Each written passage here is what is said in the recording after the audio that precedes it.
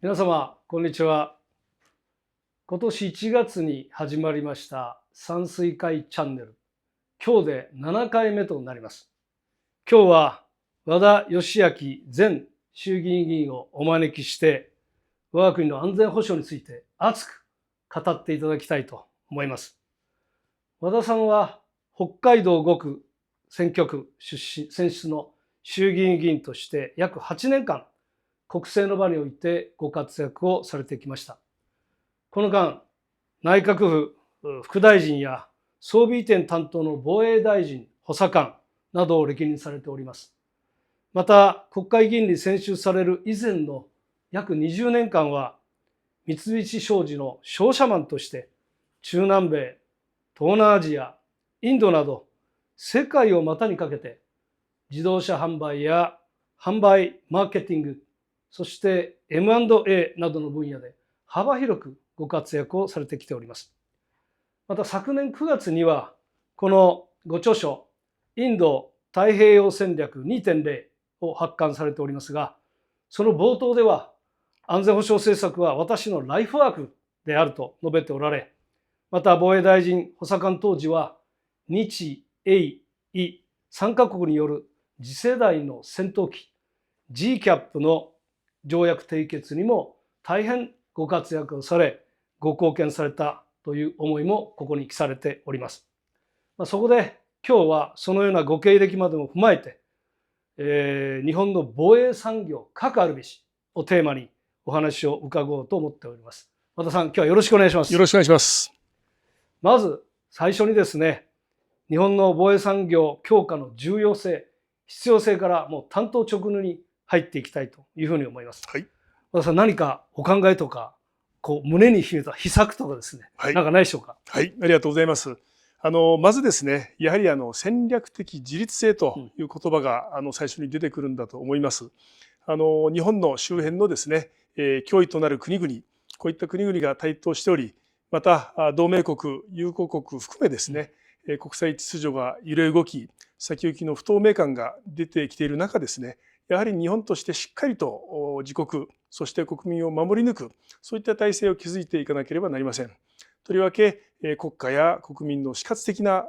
ものとなるですね、ものに関してはしっかりと自律的にですね、やっぱり作っていける、供給できる、そしてまたそれを続けていける、これが要諦だと思っております。加えまして、先々の国際秩序の不透明感が出ている中、たとえ同盟国であったとしても、日本の価値というものはですね、やはり常に問われるんだと思います。そういった中、戦略的不可欠性、これを日本がいかに発揮できるかというところもですね、これまた大事な外交のカードとして、特にパートナーから求められるものだと思っております。そういった中、防衛産業というのはですね、もう国にとって最も大事なものの一つであり、これをですね、自律的に作れない、またパートナーにですね、供給できないということはですね、日本を守れない、パートナーも守れない、こういったことになってくると思いますので、この防衛産業をですね、最も日本の重要な産業と位置づけて、そして日本がこれをですね、守っていかなければいけない、築いていかなければいけない、そのように強く思うところであります。なるほど。私も OB としてですね、そういったお話を伺うと非常にありがたく思いますし、私も今実は防衛産業に身を置いてますので、非常に心強く思います。数年前にできましたですね、防衛産業の強化施策に関する法案を見てもですね、防衛力をそのものというふうに、防衛産業が防衛力そのものだというふうに位置づけていただきましたしですね、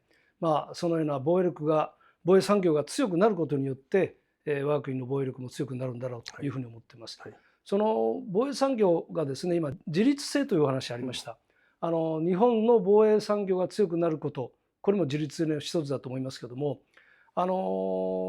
例えばアメリカが世界からだんだん自国優先で離れていってますよね。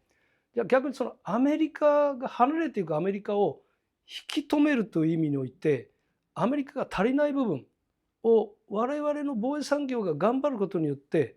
日本と同盟、防衛産業も含めた同盟を強く作ることが有利だよというふうなですね、形って持っていけないかなと私も思ってまして、例えばですね、艦艇の建造においては今アメリカがもう造船能力が非常に低くて困ってるんですよね。で逆に日本は世界第3位の世界シェア20数%のですね造船能力があるので、例えばですよ、アメリカの戦闘艦艇や関係する艦艇をですね日本が修理するっていうのはすでに始まっているようですけども、作ってあげるとかですね、そして日本がなくてはならない、こんな方策も一つあるのかなと思いますけども、このようなアメリカと日本の防衛産業の連携について何かお考えというありますかね。ありがとうございます。まさに今トランプ大統領が就任をしてですね、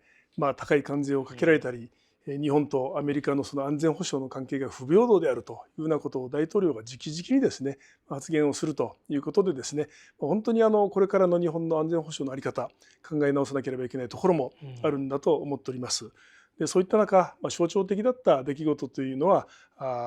トランプ大統領とですね、あとウクライナのゼレンスキー大統領の対談だったのではないのかなというふうに思います。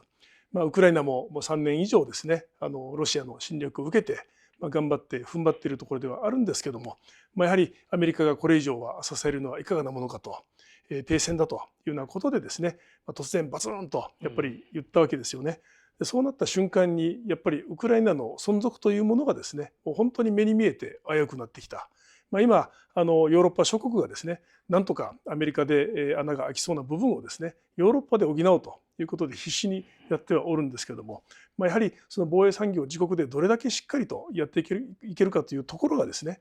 仮にある日突然パートナーからサポートを断ち切られたとしてもですね、やっぱり国家国民を守り抜けるといった体制に直結をするのかなというふうには思っております。そして岩田さんから艦艇の話がございました。アメリカも実は製造業というのがですね、必ずしも得意な国では私はないというふうに思っています。例えばトヨタ自動車につきましてはですね、最もいい品質ができる海外工場っていうのはトルコとかですね、インドとかそういった国であり、逆に最も品質が出しにくい国っていうのはアメリカだというような話を聞いたことがございます。艦艇もですね、整備をしたくても1年8ヶ月待ちだというような話も聞こえてまいりました。そして新たな船を作るというところもですね、アメリカも大変困っており、例えば去年の4月のですね、日本の当時の岸田総理と当時のバイデン大統領の日米首脳会談ではですね、造船業そして船の整備、日本にも力を貸してほしいということがアメリカから話がございました。岩田さんお話のありました通り、今日本の造船所でですねアメリカの艦艇を整備するということは始めておりますけども、これを日本でしっかりとやるということに加えましてですね、やはり日本がアメリカに投資をしてですね、アメリカの造船所に投資して、まさにUS スチールような形でですね投資をしてアメリカの造船業をしっかりと支えていく、日本の造船技術をですね日米同盟の基軸にしていく、こんなこともですね考えなければいけないのかなと思っております。ただし日本の最も枯渇している資源というのは人でありますのでですね、日本の造船技術という知的財産、これを最大限に発揮しつつもこの人をどうするかという問題はですねアメリカ国内で解決できるものはしっかりとアメリカでですね活用していく。そしてできない場合は例えばインドネシアですとかフィリピンですとかインドですとかそういった友好国のマンパワーをしっかりと借りてですね、そして彼らもその防衛のサプライチェーンに参画をしていただく、こういったですねアジアにおける日本のイニシアチブ、こういったことも大事になってくるのかなと思います。インドネシアにですね PT パルという海軍の造船所がございましてですね太平洋戦争の終戦後、実はこれ日本の技術で立ち上げた造船所でございました。ですのでインドネシアの海軍にとってその日本の造船技術、海軍の技術というのは非常に親近感があるわけでございますけれども、ただじゃあ日本がこの PT パルに対して近年何ができたかというと、残念ながら何もできてないんですね。近年この PT パルに技術を供与したのはドイツとそれから韓国ということで、PT パルの社長さんとお会いした時にですね、広島大学を出てる日本語ペラペラの方なんですけども、この方がやっぱりもうそろそろ日本のその安全保障面におけるですね支援が欲しいですし、特にこの PT パルっていうのは生い立ちからしてもですねやっぱり日本の造船所であるわけですから、日本と一緒に船を作りたいというふうなことをですね、広島弁なまりのインドネシア人の日本語でですね切々と訴えられたというのはとっても印象に残っています。まさにその人と技術でアジアを含めてですね連携を深める。そうですね。結果的にその日本の産業も発展するとはいいうことにつながるというふうにお聞きをしました。はいその経済発展とその防衛産業という観点で、はい一つお伺いしたんですけども、はい、その防衛産業はもちろんその防衛装備品を作るそのものに集中している会社もあれば、会社全体としてさまざまなのを作ってその中の一部として防衛装備品を作っている会社もあります。だからその防衛装備品そのもののみならず、そのいわゆる軍民共用という、半導体やですね、ボールベアリング、工作機械とか、そういったものを作るその会社そのものも結局は防衛に貢献しているというふうに私は思ってるんですよね。そういった意味でその裾野を広げて防衛産業がありますけれども、その防衛装備を作るそれぞれの共用の部品を作る会社も広げていく。で裾野が全体に広がっていって、日本の防衛力も強くなるし、そして経済界も発展するという形は非常に私は全体として総合的に発展する形でいいと思うんですけども、特にその半導体というのは私非常に重要なここの戦略物資だと思いますし、そうですね。これはもう普通のパソコンからですね、車からもう全てにおいて半導体なくてはなりませんし、加えてその人工衛星やそれから大陸間弾道弾のミサイルやちょっとした軍事用のドローン、全て半導体ですよね。だから半導体っていうのは非常に私はもうこの世の今後ですね、世界を制する一つの大きな戦略物資だと思うんですけども、その半導体について和田さんがその北海道を基盤にですね、北海道バレー構想を提唱されて、非常に精力的にご活躍されているというのをお聞きしています。で、私が聞いている範疇では、その太平洋の苫小牧から、国道36号線をずっと遡って、そして日本海の石川まで至る、ベルト地帯をですね、その半導体の最先端を作ろうとしている千歳市にですね、今工場が建ってますけど、ラピダス、ここを中核としてその裾野を広がっていって、北海道全体、そして日本全体を牽引していくっていうですね、こういう構想をお持ちでやっておられるとお聞きしてですね、これ非常に今後の日本の経済界を引っ張る、そして防衛も強くなるという観点では素晴らしい考えだと思うんですけども、この辺のところについて思いがあればちょっとお聞かせください。はい、ありがとうございます。岩田さんまさにおっしゃった通りですね、一昨年の3月に千歳にラピダスを誘致するというふうなことが決まりました。で、今工場がほぼ第一工場が完成をしておりまして、今月から試作の開始が行われています。で、2027年には世界最先端の半導体、これの量産が始まるということでですね、本当に一日一日頑張ってですね、スケジュール通りこのプロジェクトが進んでいるわけですけども、半導体工場がポツリンとあってもこれは仕方ないんですね。やっぱり半導体を作るまでの全てのプロセス、こういったものがきっちりとその周辺でできなければいけませんし、また出来上がった半導体を社会的課題を解決するものですとか、もちろん国家国民を守る安全保障、そういったところに使えるようにですね、しっかりとその実証実験などを行う、実証フィールド、これも作っていく、こういったことが大事だと思っております。で、半導体もまさにですね、岩田さんおっしゃる通り、国家安全保障の中核の物資でありますし、だからこそ日本政府もですね、AI と含めて10年間で10兆円の投資をするという、ある意味日本の産業政策の歴史にもですね、今までなかったような投資をすることを決定しました。で、この半導体ですけども、例えばウクライナの戦争でもですね、衛星画像から敵のそのポジションをしっかりと把握するですとか、装備内容を把握する、これも半導体が活躍しているところでもありますし、これからどんどんですね AI 化が進んでいく中、コンバットマネジメントシステムですね、どういう脅威に対してこちらはどういうその対策を打っていったらいいか、こういったところも半導体がフル活動してですね、しっかりとその対応策を AI も使って、またもちろん人間の経験知見も使ってですね編み出していく、こういったことが行われていくわけでございます。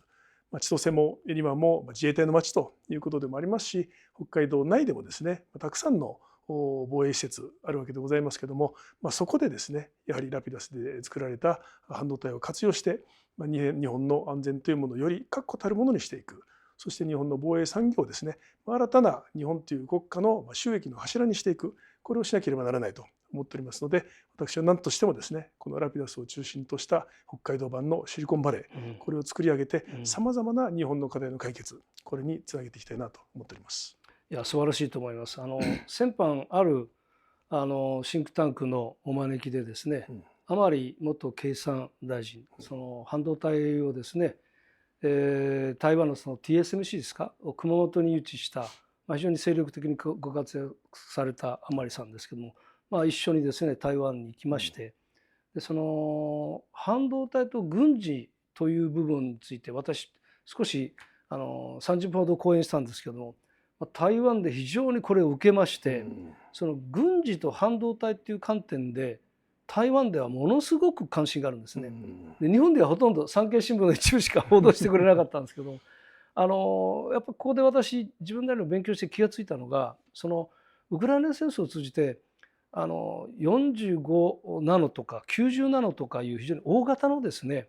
半導体っていうのはもう汎用品であってどこでも手に入る、逆にそれはドローンとかミサイルの先端部分に使われていると。でこれがもう世界中で回ってて、いくら規制をしても中国経由とか中央アジア経由でロシアにどんどん入っていって、でそれがウクライナを攻撃してる。でその半導体の部品はアメリカ製とか日本製が入ってるんですよね。規制ができない。でも規制をして、そして少し収まってまたかいくぐって入っていくっていう、その大型の汎用型の半導体っていうのも規制ができないけども軍事に対して非常に重要なんですよね。で逆に今度は多分ラピュタスでは2ナノぐらいいくんですかね。2.2ナノメーターというですよね。非常に高性能で、熊本の TSMC も6ナノぐらいですよね。でここまで高性能になるとおそらく今おっしゃった AI とか、集団でドローンが100機ぐらいが一挙に攻撃する、でこれを司るところってのは結構高性能の半導体がいると思うんですね。でこういったところは逆にラピュタスとか熊本とか、それからその台湾が連携をして日米台が半導体の同盟を築いてですね、こういうもう高性能なものは他の国には作らせないというか、その常に最先端を行くと。でそれで新しい AI とか宇宙とかドローンにおける戦闘はですね、日米台湾が司る、こんなふうになったらいいなと思ってるんですけども、そういう意味でラピュタスとその熊本あるいは台湾との関係っていうのは半導体の中に何かあるんでしょうか。そこはもしご存知だったら教えていただきたいんですけど。ありがとうございます。台湾の TSMC、ここはおそらく2025年にですね、ラピュタスよりも2年早く 2.2 ナノメーターを作れるというふうに言われております。ですのでこの時点で日本は1番ではありません。ただその2年後にですね、日本は2番手として 2.2 ナノを出そうとしています。で当然のことながらこういった先端半導体はアメリカともしっかりと連携をしてですね、どこどこに出したらダメですよということは厳格に管理をするようにしていますし、まさに日米そして台湾を中心としたですね、友好国、準同盟国、こういったところの中でのみですね、シェアをする大変貴重な戦略物資になってまいります。で台湾はご案内の通りですね、台湾有事のリスクがあると。でアメリカは今ひっちゃきになってですね、アメリカの国内で同等のものを作ろうとしておりまして、マイクロン、サムスン、TSMC、それからインテル、この4社がですね半導体工場をもう急ピッチで作ろうとしています。ただやはり工場建設のところでもうすでにですねアメリカは随分と遅れを取ってしまっておりますのでですね、やはりラピュタスというのはですねそれよりも早く量産品を出せる可能性が極めて高いのでですね、アメリカにとっても実はラピュタスの半導体っていうのは非常に関心の高いものでありますし、仮に台湾有事があってしまった場合にはですね、もうラピュタスしかむしろアメリカにとってもですね頼みの綱はないと、それぐらいの戦略的な位置づけにあります。ですからラピュタスは日本の国家プロジェクトというふうに言われておりますけども、先端技術の日米の象徴といってもですね、日米同盟の象徴といっても私は過言ではないと思っておりますので、より一層ですねやっぱりこのラピュタスの重要性というものを多くの方々にご理解をいただきたいと思いますし、本当に国を挙げてですねやっぱり成功をさせていかなければならないと思っておりますし、成功した暁にはですねまさにラピュタスの半導体というのが戦略的不可欠性の象徴になるというふうに確信をしています。なるほど。だからまさにそういった高性能な半導体が、世界の安全保障も含めて、経済化も含めて日本が、そしてラピュタスが、それが北海道が司るという、リードしていく構想です。おっしゃる通りです。まさにそれを和田さんがずっと仕掛けられてきたというのは素晴らしいと思うし、もう早く国政に復帰していただきたいと、さらに牽引していただきたいと思いますよね。ありがとうございます。次に2つ目に入りたいと思うんですけども、先ほどもちょっと和田さんがおっしゃっていました東南アジアを含んだですね、その連携という観点で、実は防衛大臣、補佐官として防衛装備の海外移転を担当されてた、非常に東南アジア等を回ってですね、非常に精力的にご活躍されたとお聞きしてますけども、この防衛装備移転を軸としたこの日本が中心となって ASEAN やオーストラリア、インドなどとの関連を作るということは、アメリカのみならずこのアジア太平洋沿いに、この装備品を共有するいわゆる装備同盟というか、そういった形もできると思うんですよね。そういった意味で私非常にそれがですね今後重要だと思います。もしアメリカもちろん重要なんですけども、その内向きの視点になってきて対応エイジアメリカがちょっと引いた場合にですね、やっぱりそこで一番最前線に立つ日本というのはオーストラリアやフィリピンと一緒になってですね、守っていかなきゃいけない。そういう時この装備品を司る装備品を軸にした同盟を持っているというのは非常な強みだと思いますので、そういった関係で何かお考えとあればですねお聞きしたいというふうに思います。はい、ありがとうございます。ASEAN の、政治リーダーとかですね、次世代の政治リーダーとよく交流を持つようにしています。でそこで特に ASEAN のリーダーの人たちに言われることをですね、日本って近年 ASEAN に冷たいんじゃないのと言われるんですね。でどういうことと聞くとですね、なんかアメリカとかヨーロッパとかオーストラリアとばっかりその同盟だとか準同盟だとか連携だとかやってて、あんまりその ASEAN の方にやってくれないよねと、特に安全保障のところでは ASEAN に対して冷たいよねっていうようなことを言われるんですね。はたと思いましてですね、確かにそこのところっていうのは、日本の戦後のマインドセットがそれを許さなかったというのもあったと思いますし、なかなかそこまで考えが至ってなかったなというようなところもありました。で本当にもうこの10年20年でですね、 ASEAN そしてインドなどの太平洋諸国はですね、もう目覚ましい発展を遂げて、もう昭和の時代の東南アジアインドとは違うんですね。もう本当になんて言うんでしょう、勃興しているといいますかですね、もう力強さを常にもう国の隅々でも感じるというようなことがありますし、豊かになっているところは本当に豊かになってますし、もう5年後10年後っていうのはもう全くですねまた別の発展っていうのを遂げていると思うんですね。そういった時に日本は昔ながらの ODA だけやっていたらいいっていう時代じゃもうないと思います。やっぱり彼らのニーズというものも進化してより高いレベルのものになってきて、そして特にASEAN インドにおきましてはやはり中国のプレッシャーというものがあるわけですので、そこに対してですね、やっぱり自国の力で自国を守れるようになりたいという根本的な願望が、切望がですねやっぱり彼らの中にあるんですよね。でそこのところをやっぱり日本がですね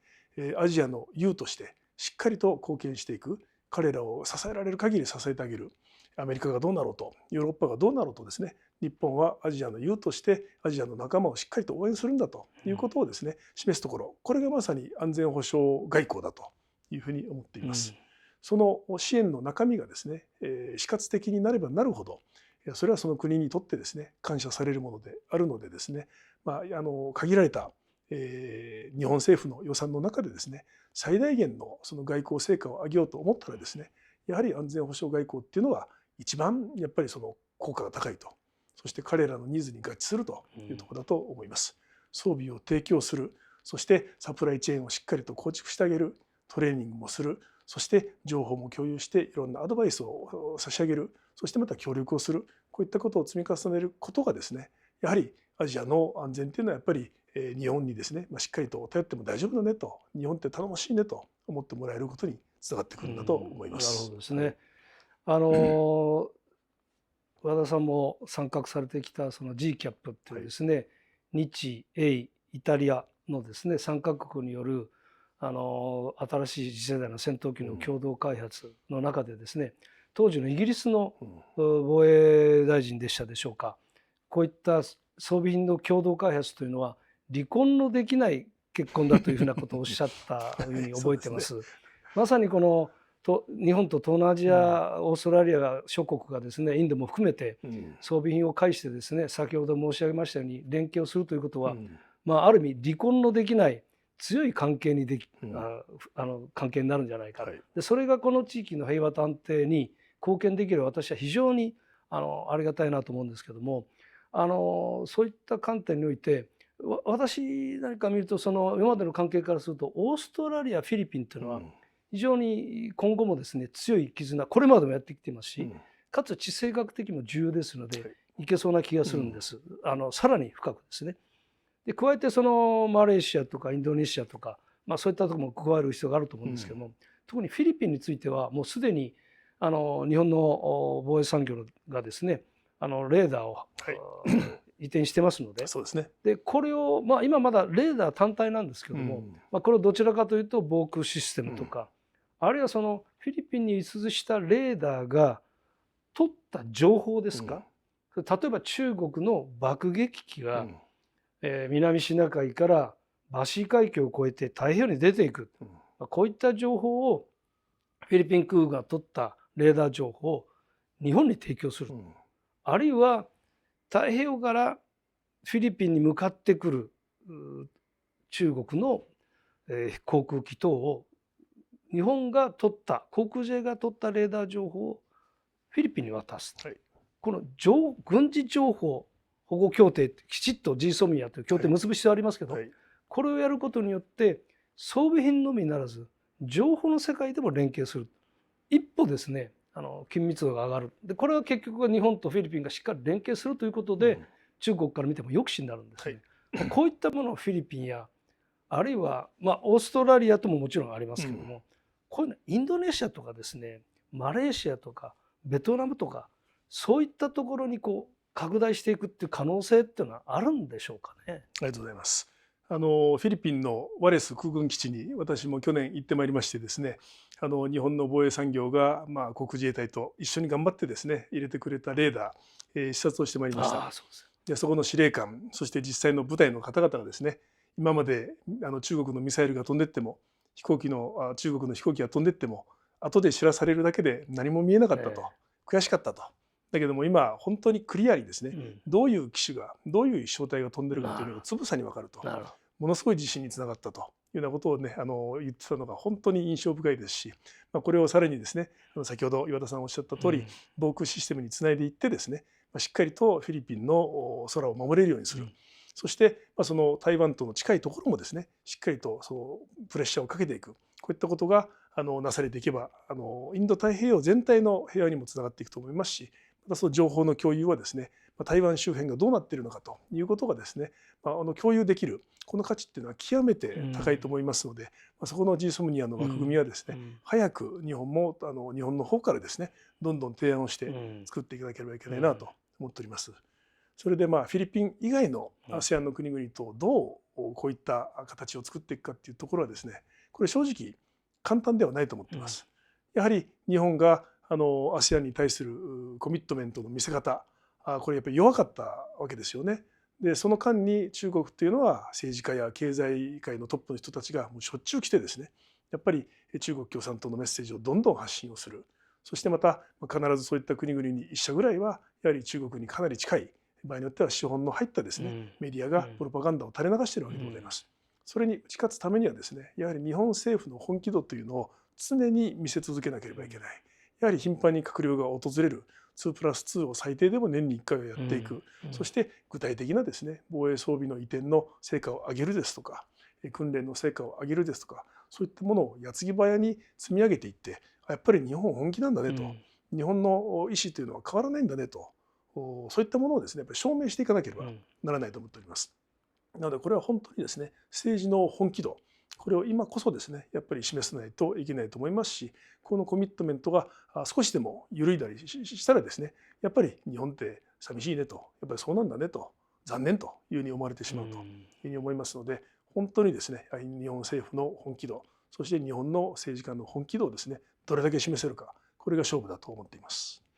そういうその政治のですね本気度を示せる政治家今おるんですかね。和田さんを除いて私あんまりいないような気がするんですけども、本当にですねやっぱりそういう政治家が一人でも多くならなければですね、もう本当に厳しい状況だと思っています。やっぱ和田さんほどそのこれまでご経験とそれから実績を積まれてですね、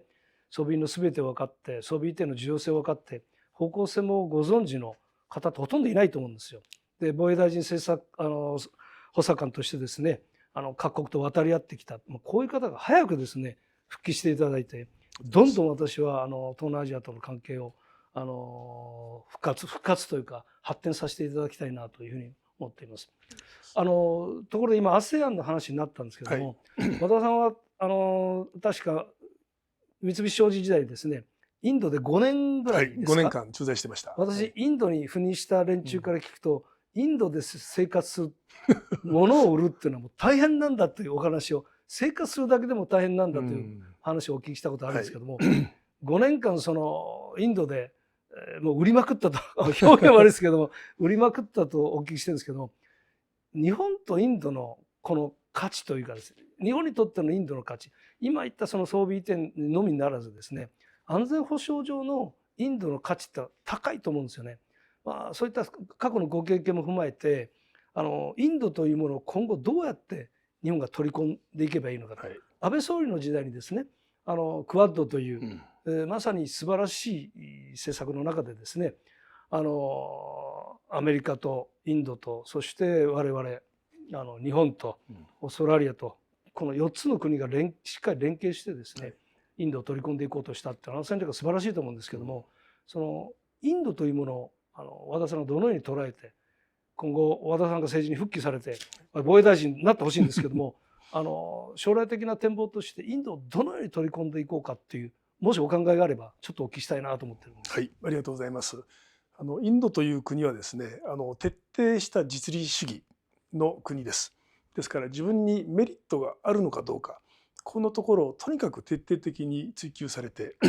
あるとなればですね本当にしっかりと握ってくれるということですけども、なんか毎年会ってるけども何も進まないねとかですね、実利がないねとなった瞬間にですねやっぱりちょっとどんどんフェードアウトしてしまう、そんな国です。ですからやはり日本と付き合うことの価値というものをですねしっかりと証明し続けること、これがもうどこの国よりも一番大事なシビアな国、それがインドだと思っております。ただ根本的にインドという国のですね何ですかネイチャーとして中国と国境紛争を抱えている国ですので、ASEAN の一部の国とは違ってですね中国側に転がり込むということはまずないですし、むしろ人口14億人の大国でありますから、中国に代わる、日本としての日本にとっては市場、大市場というようなことになりうるのでですね、やっぱりそういう魅力のある国でもあります。そして何よりもその防衛装備品でいうとですね世界最大の輸入国なんですね。で今までロシアに依存をしていたわけですけども、ロシアの防衛装備はちょっとさすがにここまで依存できないと。だからもうちょっと分散しようと。特にアメリカ、フランスのものを今買ってますけども、日本に対する期待というのも非常に大きいです。ですからここでですねやはり日本がいろんなものを提案していく、インドのニーズを把握した上でですねやっぱり提供していく、このことをですね日本の方から率先してやらなければいけませんし、もうとにもかくにも日本の総理大臣、防衛大臣、外務大臣等々がですねインドに頻繁に行ってトップセールをする、そして実績を上げてくる、もうこれをやり続けることがですねやはりインドとパートナーであり続ける、最大のポイントになってくると思います。先ほど離婚をできない関係だというのがありましたけどもインドはいつでも離婚されちゃう恐れがありますんでですねこのところはもう常にですねもう何でしょうベストエフォートを続けていく、そしてこの関係を維持するっていうのが特にインドにおいては大事です。なるほど。インドと本当にそういう関係になってですね、これ仮にですよ台湾有事が本当になりそうになった時に今まさに中国とインドは国境を接するってる、そのポイントをおっしゃっていただいたんですけども、インドいわゆる中国との国境近くにおいて大演習をしてもらう、これが中国にとっては極めて気になりますよね。そうですね。台湾に戦力を集中しようと思っていてもインドが国境付近で大きな演習を始めたとなるとやっぱり気になりますよね。おっしゃるとおりですね。こういう意味において戦略的にもですね私はインドとの連携をしっかりとって、そして離婚のできないほどのこの装備同盟を結ぶことによって、うん私は戦略的にいい関係になると思ってまして、そういう意味においてもですね、もうぜひぜひ早く防衛大臣になっていただいてですねトップセールスをやっていただきたいというふうに思います。ありがとうございます。そろそろ時間になりますけれども、最後何か足りなかった点とかですね、はい、あるいは時期は分かりませんけども、いずれ衆議院選挙あると思います。それに向けて何か思いとありましたら、最後に語っていただきたいと思います。はい、ありがとうございます。もう話は尽きないんですけども、先ほどの日米関係のところの、アメリカの弱みを補完するというところでですね、もうすでにアメリカの必要とするものっていうのは相当程度我々は分かっているんですよね。造船のところもそうですし、あとミサイル関係ですね。アメリカ自身が自国を守るためのミサイルがもうウクライナの戦争、イスラエル等々中東の戦争で足りなくなっているということでありますので、そういったところにですね、日本が例えばアメリカの5個の枠組みにですね、日本が投資をするですとか、または日本版の5個、これにですね、これをもう救済という側面だけではなくて発展的な5個に転換してですね、日本でアメリカのミサイルのライセンス国産をする、そういったこともどんどんやっていかなきゃいけないと思いますし、通信衛星 GPS 衛星のコンステレーション、これを日本と一緒に構築したいというアメリカ側のニーズも分かっているわけですので、これも日本から率先して提案をしていくと、そうすることでですね、25% 関税というのももうさっさと吹っ飛ばせると思うんですね。早く日本としてやっぱりそういう前向きな強気の提案、アメリカの弱みを補完する提案、これをまとめてですね、この日米関係というものが今一瞬貿易という面では揺らいでますけども、これを固めにいくと。やっぱり日本というのは大人だねと、しっかりしてるねということを世界に知らしめる。これをですね、日本のリーダーにすぐにやっていただきたいなと思います。あとはもう次の選挙何としても勝ってですね、やっぱり国のですねために役に立っていきたいと頑張っていきたいと思いますので、しっかりと精進してまいりたいと思います。大変期待をしております。今日は本当にありがとうございました。